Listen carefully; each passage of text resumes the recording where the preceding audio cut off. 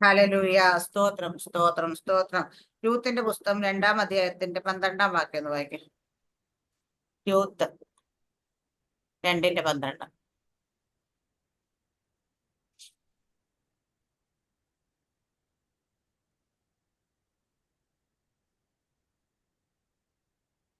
നിന്റെ പ്രവൃത്തിക്ക് യഹോവ പകരം നൽകട്ടെ.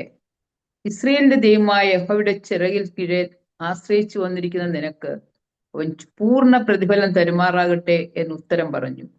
പ്രവൃത്തിക്ക് യഹോവ പകരം തരുമാറട്ടെ. 1:16 വായിച്ചേ.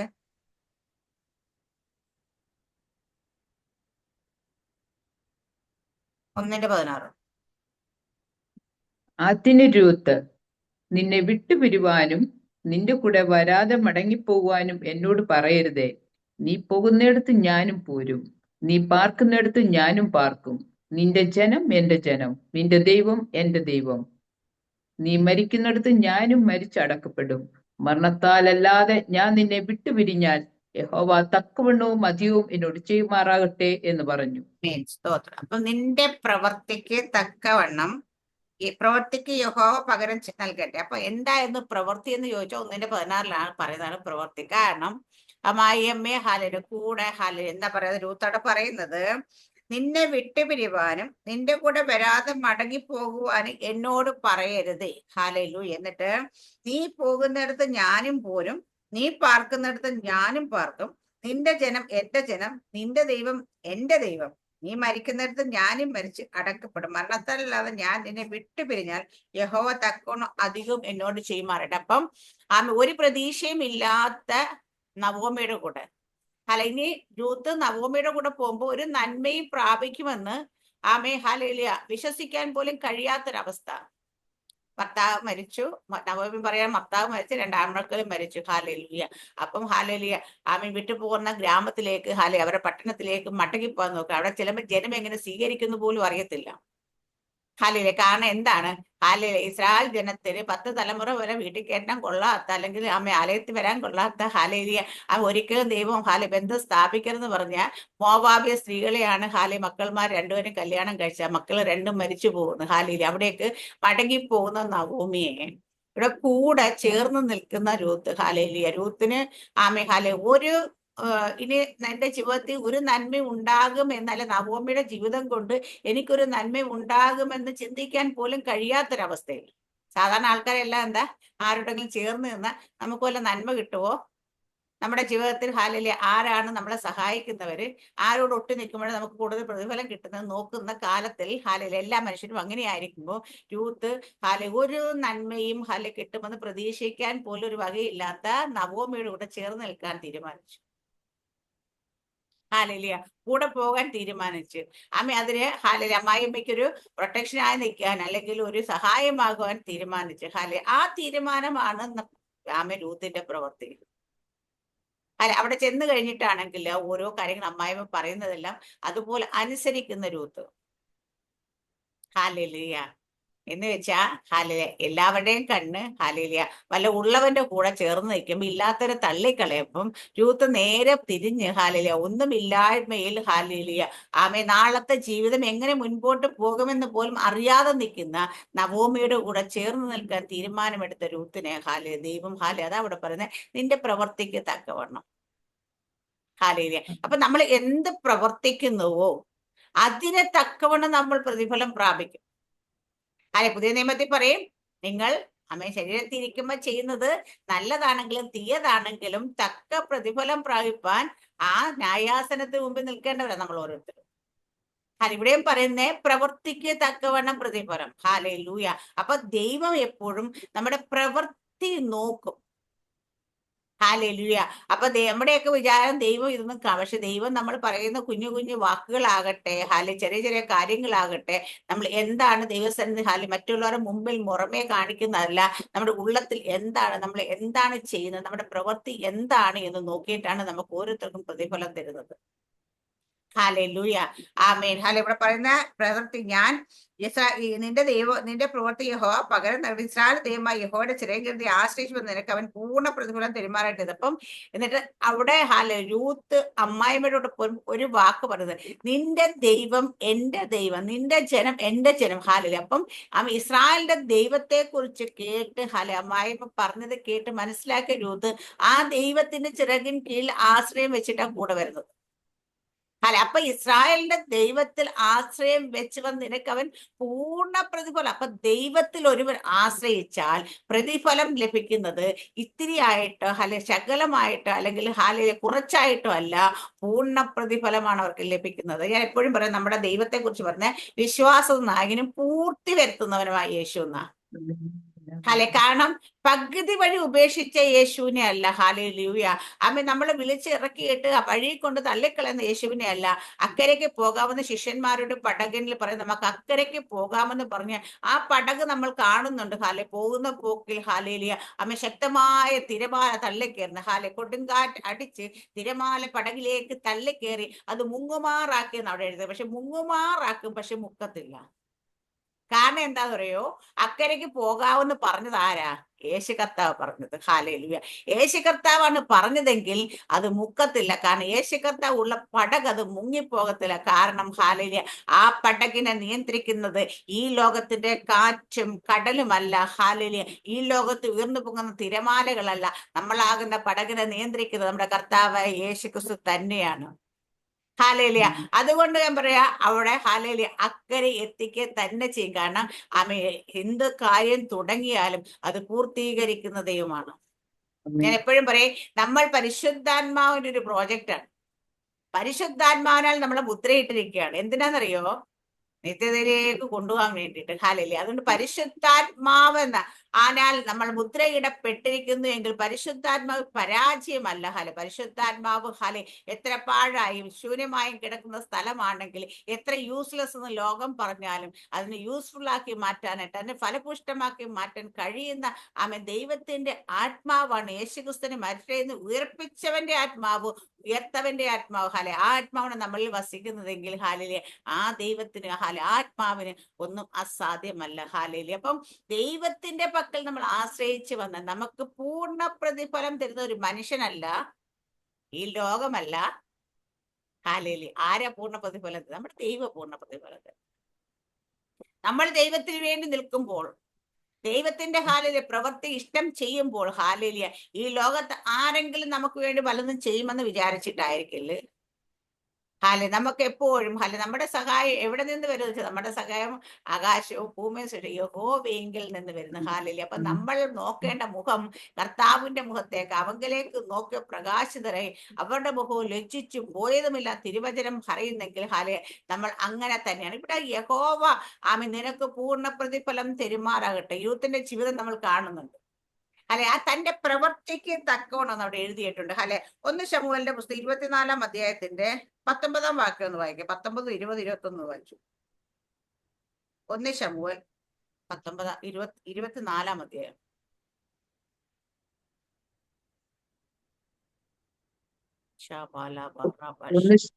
ശമൂവേൽ 24-ന്റെ 19 തുടങ്ങിയിട്ട് 19, 20, 21 വായിക്കാം. ശത്രുവിനെ കണ്ടുകിട്ടിയ ആരെങ്കിലും അവനെ വെറുതെ വിട്ടേക്കുമോ? നീ ഇന്ന് എനിക്ക് ചെയ്തതിന് യഹോവ നിനക്ക് നന്മ പകരം ചെയ്യട്ടെ. എന്നാൽ നീ രാജാവാകും, ഇസ്രായേൽ രാജ്യത്വം നിന്റെ കയ്യിൽ സ്ഥിരമാകും എന്ന് ഞാൻ അറിയുന്നു. ആകയാൽ നീ എന്റെ ശേഷം എന്റെ സന്തതിയെ നിർമൂലമാക്കി എന്റെ പേർ എന്റെ പിതൃഭവനത്തിൽ നിന്ന് മായ്ച്ചു കളകയില്ല എന്ന് യഹോവയുടെ നാമത്തിൽ ഇപ്പോൾ എന്നോട് സത്യം ചെയ്യണം. അങ്ങനെ ദാവീദ് ശൗലിനോട് സത്യം ചെയ്തു. ശൗൽ അരമനയിലേക്ക് പോയി, ദാവീദും അവന്റെ ആളുകളും ദുർഗത്തിലേക്ക് പോയി. ആമേൻ. ഇത് ശൗല് ദാവീദിനോട് പറയുന്ന കാര്യമാണ്. കാരണം ദാവീദിനെ കൊല്ലാനായിട്ട് കുന്തവുമായിട്ട് പടയുമായിട്ട് രാജാവായ ശൗല് ഹല്ലേലൂയ ദാവീദ് ഒന്നുമല്ലാത്ത സമയത്ത് ദാവീദ് തന്നെ ചോദിക്കുന്ന, ഒരു നായ എന്റെ പുറകെ ഇങ്ങനെ വരേണ്ട, നായ ഓടിക്കുന്ന പോലെ എന്നെ ഓടിക്കേണ്ട ആവശ്യം എന്നൊക്കെ ചെയ്തു അവിടെ ചെയ്ത. പക്ഷേ ശൗലിനെ ദാവീദിന്റെ കയ്യിലേക്ക് ഇട്ടു. ഗുഹയിൽ ശൗല് ചെന്ന ഗുഹയിൽ ദാവീദൊക്കെ കയറുമ്പോഴത്തെ അവിടെ കിടന്ന് ഉറങ്ങുന്ന ശൗല്. പക്ഷെ അവിടെ ശൗലിനെ കൈ കിട്ടിയപ്പം ശൗല് ദാവീദിന്റെ കൂടെ ഉള്ളപ്പോൾ അവനെ കുത്തിക്കളയുന്ന അല്ലെങ്കിൽ കൊന്നുകളയെന്നൊക്കെ പറയുമ്പോഴും ദാവീദ് ശൗലിനെ ഒന്നും ചെയ്യുന്നില്ല. ഹല്ലേലൂയ. കാരണം അവിടെ ദാവീദ് എന്താ ചെയ്തതെന്ന് സ്വർഗത്തിലെ ദൈവം കാണുന്നു. അത് തന്നെയാണ് ശൗലും പറയുന്നത്. ശത്രുവിനെ കൈ കിട്ടിയ ആരെങ്കിലും വെറുതെ വിടുവോ? ഇല്ല. ആരെങ്കിലും അവനെ വെറുതെ വിട്ടേക്ക്. നീ ഇന്ന് എനിക്ക് അപ്പൊ ശൗല് തന്നെ ദാവീദിനോട് പറയാ, ശത്രു ഞാൻ നിന്നെ ഉപദ്രവിക്കാൻ ഇത്രത്തോളം ഉപദ്രവിച്ചിട്ട് ഞാൻ നിന്റെ പിന്നാലെ ഇങ്ങനെ വന്നിട്ട് ഞാൻ നിന്നെ പിന്തുടർന്നിട്ട്, പക്ഷെ നീ എന്നെ എന്നോട് ശത്രുത്വം ഇല്ലാതെ എന്നെ കൈ കിട്ടിയിട്ട് പോലും എന്നെ ഒന്നും ചെയ്യാതെ വിട്ട നീ ഇതിന് അപ്പൊ നേരത്തെ നമ്മൾ രൂത്തിന്റെ കാര്യം വായിച്ചെന്താ? നിന്റെ പ്രവർത്തിക്ക് തക്കവണ്ണം. ഇവിടെ ദാവീദിന്റെ പ്രവൃത്തി എന്താ? ശത്രുവിനെ കയ്യിൽ കിട്ടിയിട്ടും ഒന്നും ചെയ്യാതെ വിട്ടപ്പോ ആ ശത്രുവായ രാജാവ് തന്നെയാണ് ദാവീദിനോട് പറയുന്നത്, ഇതിനു വേണ്ടി നീ യഹോവ നീ ഇന്ന് എനിക്ക് ചെയ്തതിന് യഹോവ നിനക്ക് നന്മ പകരം ചെയ്യട്ടെ.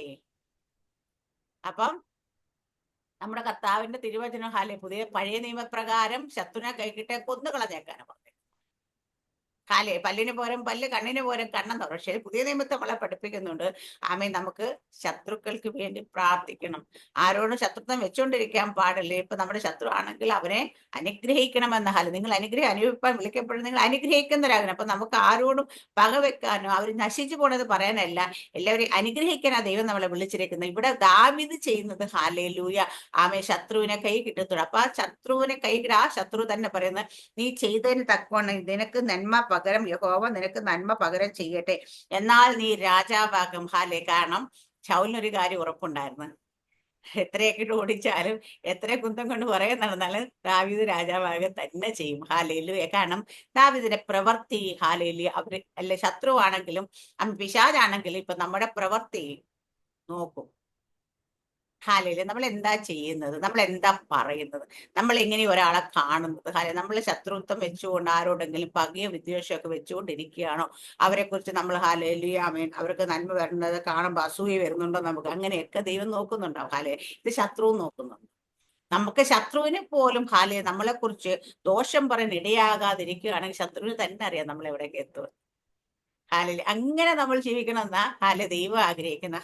അവിടെ പറയുന്നിട്ട്, നീ രാജാവ് ഇസ്രായേലിന്റെ രാജ്യത്ത് നിന്റെ കയ്യിൽ സ്ഥിരമാകുമെന്ന് ഞാൻ അറിയുന്നു. ആകയാൽ നീ എന്റെ ശേഷം എന്റെ സന്തതി നിർമൂലമാക്കി എന്റെ പേർ എന്റെ പൃഥുഭവനത്തിൽ മായ്ച്ചു കളയില്ല. നീ യഹോവയുടെ നാമത്തിൽ ഇപ്പോൾ സത്യനോട് സത്യം ചെയ്യണം. അങ്ങനെ ദാവീദ് ശൗലിനോട് സത്യം ചെയ്ത് ശൗൽ അരമനയിലേക്ക് പോയി, ദാവീദ് അവന്റെ ആളുകൾ മൃഗത്തിലേക്ക് പോയി. എന്നിട്ട് സത്യം ചെയ്തിട്ടും ശൗൽ അരമനയിലേക്ക്, ദാവീദ് അങ്ങോട്ടാ പോന്നെ? വീണ്ടും ഓട്ടമാണ്. ഹല്ലേലൂയ. പക്ഷെ നമ്മളിവിടെ കാണുന്നു, യഹോവ നിന്റെ പ്രവർത്തിക്ക് തക്കണ യഹോവ നിന്റെ പ്രതിഫലം ചെയ്യുമാറാകട്ടെ. അങ്ങനെ നമുക്കറിയാം ദാവീദ് രാജാവാകുന്നത്. പക്ഷെ ദാവീദ് രാജാവായതിനു ശേഷം ശൗലിന് കൊടുത്ത വാക്ക് ദാവീദ്, അല്ലെങ്കിൽ യോനാഥാന് കൊടുത്ത വാക്ക് ദാവീദ് മറന്നില്ല. ഹല്ലേലൂയ. ദാവീദിന് യോനാഥാന്റെ ഒരു മകനുണ്ടായിരുന്നു, അന്വേഷിച്ച് കൊണ്ടുവന്ന് അരമനയെ താമസിപ്പിക്കുന്നത്. ഹല്ലേലൂയ. അഭിമേഷം കഴിക്കാനുള്ള ആ ഓർഡർ കൊടുക്കുന്നത്. അപ്പം ദാവീദിന്റെ പ്രവൃത്തി നമ്മൾ കാണണം. ദാവീദിന് എപ്പോഴും നമുക്ക് ദൈവത്തിന്റെ ഹൃദയപ്രകാരമുള്ള മനുഷ്യൻ ദൈവം പറയാൻ മടി കാണിക്കാൻ തന്നെ. കാരണം ദാവീദിന്റെ പ്രവൃത്തി എല്ലാം ഒരു ദൈവത്വം വെളിപ്പെട്ടിട്ടുണ്ടായിരുന്നു. ദാവീദ് സകല കാര്യങ്ങളിലും ദൈവത്തിന് ഹിതമാം വണ്ണം ചെയ്ത്, എക്സെപ്റ്റ് വൺ തിങ്, അത് ദൈവം അതുകൊണ്ട് ദാവീദ് മനസ്സ് തകർന്ന് കരഞ്ഞപ്പോൾ ദൈവം അത് ക്ഷമിച്ചു കൊടുക്കുന്നത്. കാരണം നമ്മൾ ദൈവത്തിന്റെ ഹിതപ്രകാരമാണ് ഓരോ കാര്യം. ദൈവത്തിന് ഇഷ്ടം ചെയ്യുന്നവരാണെങ്കിൽ, ദൈവം എന്താഗ്രഹിക്കുന്നു, നമ്മുടെ വായിൽ എന്ത് കേൾക്കാൻ ആഗ്രഹിക്കും, അങ്ങനെ നമ്മൾ സംസാരിക്കുന്നവരാണെങ്കിൽ ദൈവം നമുക്ക് നമുക്ക് വേണ്ടി നമ്മുടെ പ്രവർത്തിക്ക് തക്കവണ്ണം പ്രതിഫലം നൽകുക. ഞാൻ ഇന്നലെ വചന ശുശ്രൂഷ ചെയ്ത സമയത്ത് സഭയിൽ അവിടെ ഒരൊറ്റ വാക്യം ഞാൻ വായിച്ചു. ഇന്നലെ നമ്മൾ പ്രാർത്ഥിക്കും രാവിലെ നമുക്ക് ലഭിച്ചതാണ്. പിശാച് വന്ന് യേശുവിനോട് ചോദിക്കുന്നത്, നീ ദൈവത്തിന്റെ പുത്രൻ എങ്കിൽ ഈ കല്ലിനോട് അപ്പമായി തീരാൻ കൽപ്പിക്കുക. യേശു കർത്താവ് ആദ്യത്തെ ഫസ്റ്റ് ഹാഫിന് ഒരു ആൻസറും പറയുന്നില്ല പിശാച്, നീ ദൈവത്തിന്റെ പുത്രൻ ആണെങ്കിൽ എന്ന് പറയുന്ന കാര്യത്തിൽ. കാരണം ദൈവത്തിന്റെ പുത്രനാണെന്ന് യേശു കർത്താവിനെ തെളിയിക്കേണ്ട കാര്യമൊന്നുമില്ലായിരുന്നു. കാരണം അത് ആരുടെ ഉത്തരവാദിത്വം എന്ന് വെച്ചാൽ ദൈവത്തിന്റെ ഉത്തരവാദിത്വമാണ്. ഞാൻ ആരാണെന്ന് തെളിയിക്കേണ്ട ഉത്തരവാദിത്വം എനിക്കല്ല, അതെന്റെ ദൈവത്തിനാണ്. നമ്മൾ ഒരിടത്ത് നിൽക്കുമ്പം, നമ്മൾ ഒരാൾക്ക് വേണ്ടി പ്രാർത്ഥിക്കുമ്പോൾ, നമ്മൾ ദൈവത്തിന്റെ കാര്യങ്ങൾ ചെയ്യുമ്പോൾ, ഞാൻ ഇന്നതാണ് എന്ന് നമ്മൾ തെളിയിക്കാൻ പോകേണ്ട കാര്യമില്ല. ഞാൻ പറയാൻ പോകേണ്ട കാര്യമില്ല. നമ്മളാണെങ്കിൽ ഹല്ലേലൂയ. അപ്പൊ തന്നെ അതിനെ തൊട്ട് മുമ്പത്തെ അദ്ദേഹത്തെ നമ്മൾ കാണുന്നത്, ഇവൻ എന്റെ പ്രിയ പുത്രൻ, ഇവനെ ഞാൻ പ്രസാദിച്ചിരിക്കുന്നു. ദൈവം തന്നെ സ്വർഗം തുറന്ന് വിളിച്ചു അനൗൺസ് ചെയ്താ. അന്നേരം വേണേ പറയാ, ശരി ഇന്നലെ നീ കേട്ടില്ലായിരുന്നു അവിടെ പറഞ്ഞത്, കേട്ടില്ലായിരുന്നു എന്നൊക്കെ ചോദിക്കല്ലേ. പക്ഷെ കർത്താവ് യേശുക്രിസ്തു ആ ഭാഗത്തിനൊരു മറുപടി പോലും കൊടുക്കുന്നില്ല. ഹല്ലേലൂയ. കാരണം ദൈവം തെളിയിക്കും നമ്മൾ ആരാണ് ദൈവത്തിന്. കാരണം എന്താണ് നമ്മുടെ പ്രവൃത്തി. ആമേൻ. ഹല്ലേലൂയ. അപ്പൊ ദൈവം എപ്പോഴും നമ്മുടെ പ്രവൃത്തിക്ക് തക്കവണ്ണം പ്രതിഫലം നൽകുന്ന ദൈവമാണ്. നമ്മുടെ ചിന്തകൾ, നമ്മുടെ വിചാരങ്ങൾ, നമ്മുടെ ഇഷ്ടങ്ങൾ, നമ്മുടെ ആഗ്രഹങ്ങൾ എല്ലാം ദൈവം അറിയുന്ന ദൈവമാണ്. ആമേൻ. ആ അറിയുന്ന ദൈവം മറ്റാർക്കും നമ്മളെ പൂർണ്ണമായി അറിയാതിരിക്കുമ്പോൾ മറ്റൊരു വ്യക്തിക്ക് നമ്മൾ എത്ര വലിയ ഇന്റിമേറ്റ് ഫ്രണ്ട്സ് ആന്ന് പറഞ്ഞാലും, നമ്മൾ എത്ര വലിയ അടുപ്പമുള്ളവരാന്ന് പറഞ്ഞാലും, നമ്മളെ പൂർണ്ണമായി അറിയുന്ന ഒരേ ഒരാള് ആമേൻ. ദൈവം ആമേൻ. മാത്രമാണ്. ആ ദൈവം നമ്മുടെ പ്രവൃത്തിക്ക് തക്കവണ്ണമാണ് നമുക്ക് പ്രതിഫലം നൽകുന്നത്. ആമേൻ. ഹല്ലേലൂയ. പലപ്പോഴും നമ്മുടെ ജീവിതത്തിൽ ചില ഭാരങ്ങളും പ്രയാസങ്ങളും വിഷമങ്ങളും പ്രതിസന്ധികളും പ്രതികൂലങ്ങളും ഒക്കെ കടന്നു വരുമ്പോൾ നമ്മുടെ ചുറ്റുപാടും നിൽക്കുന്ന പലർക്കും തോന്നും, അയ്യോ ഇവർക്ക് എന്തോ കുഴപ്പമുണ്ടല്ലോ, ഇവരുടെ എന്തോ പാപമുണ്ട്, ഇവർക്ക് എന്തോ പ്രശ്നങ്ങളുണ്ടെന്നൊക്കെ ചിന്തിക്കുമ്പോൾ അതൊക്കെ കേട്ട് അങ്ങനെയൊക്കെ വാക്കുകൾ കേൾക്കുമ്പോൾ നിങ്ങൾ ആരും ഡെസ്പറേറ്റ് ആയി പോകുക, സങ്കടപ്പെട്ട് വിഷമിച്ച് പ്രയാസപ്പെട്ട് ഇരിക്കേണ്ട കാര്യമില്ല. കാരണം നീ എന്താണെന്നും നീ ഏതാണെന്നും നീ ആരാണെന്നും ഒക്കെ തെളിയിക്കേണ്ട ഉത്തരവാദിത്വം നമ്മുടെ ദൈവത്തിന്. നമ്മളെ വിളിച്ചിറക്കിയ ദൈവം വിശ്വസ്തനാണ്. ആ ദൈവത്തിന്റെ വിശ്വസ്തതയ്ക്ക് മാറ്റം വരുത്തത്തില്ല. നമ്മൾ വിശ്വസ്തരായിരിക്കുമ്പോൾ നമുക്ക് ഞാൻ പറയും ഒരു നന്മയും കുറവുണ്ടാകത്തില്ല. കാരണം എന്ന് വെച്ചാൽ നമ്മൾ ദൈവസന്നിധിയിൽ ദൈവത്തോടുള്ള വിശ്വസ്തത വളരെ ഇമ്പോർട്ടന്റ് ആണ്. നമ്മൾ ഓരോ കാര്യങ്ങളിലും നമ്മൾ ചെയ്യുന്ന ചെറുതാകട്ടെ വലുതാകട്ടെ കാര്യങ്ങൾ, അങ്ങനെയാണെങ്കിൽ ഞാൻ പറയാം, ലോകം മുഴുവൻ നിന്ന് നമുക്കെതിരായി നിന്നാലും ദൈവം നമുക്ക് അനുകൂലമായി തന്നെ നിൽക്കും. ദൈവം അല്പസമയം നിന്നെ മറച്ചു വെച്ചാലും, ചില അനർത്ഥങ്ങൾ വരുമ്പോൾ ചിറകിനടി നിന്നെ മറയ്ക്കും. ചിലപ്പോ ഒളിപ്പിച്ചു വെക്കും, ചിലപ്പോ കൊണ്ട് അവിടെ പോയിരിക്കും ഇവിടെ പോയിരിക്കും എന്ന് പറയുന്ന പോലെ, കരീത്തത്തോണ്ട് അരികിൽ പോയിരിക്കും, വിധവയുടെ വീട്ടിൽ പോക്കിയോ എന്നൊക്കെ പറയുന്നത് എലിയാവിനോട് പറഞ്ഞതുപോലെ നമ്മളെ ദൈവം മറച്ച് വെക്കുന്ന കുറെ കാലഘട്ടങ്ങൾ ഉണ്ടാവും. ആ സമയത്തൊക്കെ ശത്രുവിന്റെ വിചാരവും കഴിഞ്ഞു, അവസാനിച്ചു, തീർന്നു, ഇനി പുറത്തോട്ട് വരത്തില്ല, ആ പേരൊക്കെ മായ്ച്ച് കളഞ്ഞു എന്നൊക്കെ വിചാരിച്ചിരിക്കുമ്പോൾ ദൈവം നമ്മളെ നിർത്തുന്ന ഒരു ദിവസം എന്താണെന്നറിയാം, അവിടെ നിർത്തിയിട്ട് ദൈവം പറയും, ഇവളെന്റെ പ്രിയ പുത്രി, ഹല്ലേലൂയ, ഇവൾക്ക് ചെവി കൊടുപ്പിനെന്ന് പറയുന്ന രീതി നമ്മളെ മറ്റുള്ളവരുടെ മുമ്പിൽ ദൈവം നമ്മളെ കൊണ്ടു നിർത്തും. അവിടെ ദൈവം തെളിയിക്കും നമ്മൾ ആരാണെന്ന്. എങ്ങനെയാ നമ്മൾ തെളിയിക്കേണ്ട, ദൈവത്തിന് നമ്മൾ ആരാണെന്ന് ദൈവം തെളിയിക്കും. നമ്മൾ തെളിയിക്കാൻ പോയാ അതിനൊക്കെ ലിമിറ്റേഷൻസ് ഉണ്ട്. പക്ഷെ ദൈവം തെളിയിക്കുമ്പോൾ അതിന് മറ്റൊരു വാക്ക് പറയാൻ കഴിയില്ല. നമുക്കറിയാം, വീണ്ടും പത്രോസിന്റെ യോഹന്നാന്റെ യാക്കോബിന്റെ മുമ്പിൽ വീണ്ടും ദൈവം പറയുന്നുണ്ട്, ഇവൻ എന്റെ പ്രിയപുത്രൻ, ഇവനെ ചെവി കൊടുപ്പിന്. ആ പറയുന്ന കാര്യം. പക്ഷെ യേശുക്കത്ത് ഒരിടത്ത് പോലും ഞാൻ ദൈവത്തിന്റെ മകനാ, നിങ്ങൾ എന്റെ ചെവി വാക്ക് കേൾക്കണമെന്ന് പറഞ്ഞിട്ടില്ല. പക്ഷേല് വീണ്ടും കർത്താവ് യേശുക്രിസ്തുവിനെ ക്രൂശിൽ തറച്ച് കിടക്കുമ്പോൾ പലരും നിന്നിച്ചും പരിഹസിച്ചും മുൻപിലൂടെ പോയവരൊക്കെ തല കുലുക്കി നിന്നിച്ചു കൊണ്ട് പോയപ്പോഴും യേശുക്കർത്ത അതിന് മറുപടി പറയാൻ നിന്നില്ല. പക്ഷെ ദൈവം തെളിയിച്ചെന്താ, ഉയർത്തെഴുന്നേറ്റ് സ്വർഗ യേശുക്രിസ്തുവിനെ 40 ദിവസം യേശുക്കർത്ത ഉയർത്തെഴുന്നേറ്റിട്ട് 500-ൽ പരം ആൾക്കാർക്ക് പ്രത്യക്ഷനായി നമ്മൾ വേദപുസ്തകം വായിക്കുമ്പോൾ അവിടെയും ദൈവം തെളിയിച്ച് ദൈവത്തിന് യേശു ആരാണ് എന്ന്. അതുപോലെ ചില മരണത്തിന്റെ അനുഭവത്തിൽ, ചില കല്ലറയ്ക്കുള്ള അടയ്ക്കപ്പെട്ട അനുഭവത്തിലൊക്കെ നമ്മൾ കടന്നു പോകുമ്പോൾ ഒരു കാര്യം ഞാൻ പറയും, ദൈവം തെളിയിക്കും ആരാ. ദൈവത്തിന് ഞാൻ ആരെന്ന് ദൈവം തെളിയിക്കും. ഹല്ലേലൂയ. അപ്പൊ നമ്മൾ അതിനു വേണ്ടിയിട്ടൊന്നും മെനക്കെട്ട്. ഇവിടെ യൂത്തിനോട് പറഞ്ഞ പോലെ നിന്റെ പ്രവൃത്തിക്ക് തക്കവണ്ണം യഹോവ നിനക്ക് പ്രതിഫലം തെരുമാറാകട്ടെ. ദാവീദിന്റെ ശത്രുവായ ശൗല് തന്നെ പറയുന്നു, കൊല്ലാൻ നടന്നവൻ തന്നെ പറയുന്നു, നിന്റെ പ്രവൃത്തിക്ക് ദൈവം പ്രതിഫലം നീ രാജാവാക തന്നെ ചെയ്യും. ഹാലേലൂയ. അപ്പൊ അതുകൊണ്ട് ശത്രുവിന് പോലും അറിയാം നമ്മുടെ പ്രവൃത്തി എന്താണെന്നറിയാം, അല്ലെങ്കിൽ നമുക്ക് എന്താ പ്രതിഫലം ലഭിക്കാൻ പോകുന്നത്. അവൻ നമ്മളോട് പോരാടുമ്പോഴും അവൻ അറിയാം ഹാലേലൂയ നമ്മുടെ പ്രവൃത്തി എന്താണെന്നും അതിന് തക്ക പ്രതിഫലം നമുക്ക് ലഭിക്കുമെന്നും അറിയാൻ കഴിയും അതുകൊണ്ട് ഈ ദിവസങ്ങളിൽ ഞാൻ പറയാം, നമ്മുടെ പ്രവൃത്തികൾ ഹാലേലൂയ ഒന്നും കൂടെ ഒന്ന് ശോധന ചെയ്യണം. ഹാലേലൂയ. അപ്പൊ എപ്പോഴും യാക്കോബിന്റെ ലേഖനത്തിൽ നമ്മൾ വായിക്കുന്ന പോലെ തന്നെ ചെയ്യണമെന്ന് പറയുന്ന കാര്യങ്ങൾ ചെയ്യാതിരിക്കുന്നതും ചെയ്യരുതെന്ന് പറയുന്ന കാര്യങ്ങൾ ചെയ്യുന്നതും ഒരുപോലെ പാപമാണെങ്കിൽ നമ്മുടെ കാര്യങ്ങൾ നമ്മുടെ ചിന്തകളാകട്ടെ, വിചാരങ്ങളാകട്ടെ, പ്രവൃത്തികളാകട്ടെ, സംസാരങ്ങളാകട്ടെ, നോട്ടങ്ങളാകട്ടെ, ഇതിന് മേലെല്ലാം ഈ ദിവസങ്ങളിൽ നമ്മൾ ദൈവത്തിന്റെ ഹിതപ്രകാരമാണോ എന്ന് ഒരിക്കൽ കൂടി ചിന്തിക്കുക. നമ്മളുടെ എല്ലാ പ്രവൃത്തികളും എല്ലാം നല്ല ദാനങ്ങളും സ്വർഗസ്ഥനായ പിതാവിൽ നിന്ന് വരുന്നു നമ്മൾ പറയുമ്പോൾ നമ്മളെ സ്വഭാവം അതുപോലെ സ്വർഗസ്ഥനായ പിതാവിന്റെ സ്വഭാവത്തോട് അനുരൂപരായി മാറുവാൻ തക്കണം നമ്മളെ സഹായിക്കേണ്ടവരായ ദൈവത്തോട് പ്രാർത്ഥന. നമുക്ക് ചിലപ്പോൾ ചില കാര്യങ്ങളൊക്കെ നമുക്ക് സ്വയമേ ചെയ്യാൻ കഴിയില്ല. അപ്പൊ പരിശുദ്ധാത്മാവിനോട് നമ്മൾ ദൈവമേ ദൈവത്തിന്റെ ഇഷ്ടപ്രകാരം എന്ന് നമ്മൾ പ്രാർത്ഥിക്കേണ്ട ഒരു കാര്യം, ദൈവമേ പരിശുദ്ധാത്മാവിന്റെ വാക്ക് കേട്ട് അനുസരിച്ച് നടക്കുവാനുള്ള ഒരു കൃപ എനിക്ക് നൽകണമേ. ദൈവത്തിന്റെ ഹിതപ്രകാരമായിരിക്കുവാൻ തക്കവണ്ണം നമ്മൾ ദൈവത്തിന്റെ ആത്മാവിനെ വേദനിപ്പിക്കാനായിട്ട് പലപ്പോഴും നമ്മൾ ചെയ്യുന്ന പല പ്രവർത്തനം പരിശുദ്ധാത്മാവിന് വേദന ഉണ്ടാക്കും. പക്ഷെ അവിടെയെല്ലാം നമ്മൾ ക്ഷമ പറഞ്ഞ് നിരപ്പ് പ്രാപിക്കണം. കാരണം ദൈവത്തിന്റെ ആത്മാവിനെ ദുഃഖിപ്പിക്കരുത് എന്ന് ഒരു വചനം നമ്മൾ വായിക്കാറുണ്ട്. കാരണം ദൈവത്തിന്റെ ആത്മാവ് ഒരു ശക്തി മാത്രം, ഒരു വ്യക്തിയാണ്.